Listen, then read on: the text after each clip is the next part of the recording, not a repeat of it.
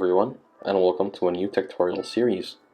In this series, we're going to take a look at Github, which is a platform for programmers to share lines of code with each other.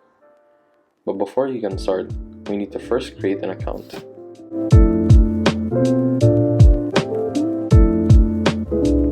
To get started, you must first open Github on your browser.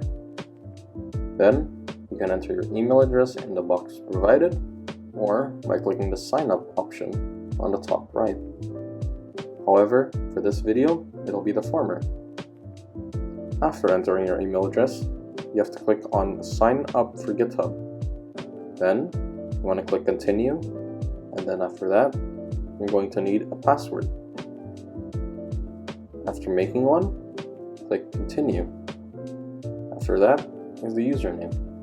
After entering an available username, you will see this prompt. You may enter either Y or N, but for this example, we're going to enter Y.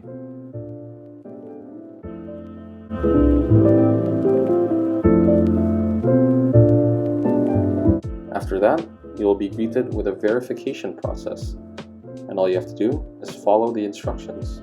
Then, you will be told that you have been given a code. The code is given in your email address, and it is sent by GitHub themselves. All you have to do now is to personalize your account, or you can optionally skip it. But for this example, we're going to be filling it out.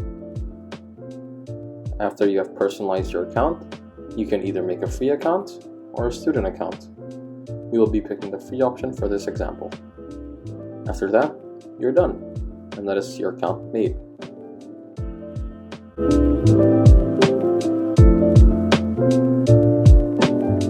After creating your account, let's try to make a repository. Start off by clicking Create Repository found here.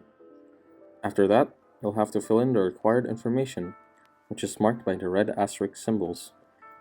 There's also a description you can give to the repository, along with the option of making it either public or private. You can also initialize your repository with a few options. There are brief descriptions here, but these aren't necessary and we will move on for now.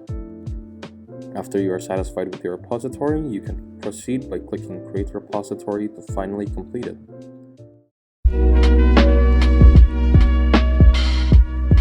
Sadly, that is all the time we have for part 1. But stick around for other parts if you're interested in GitHub.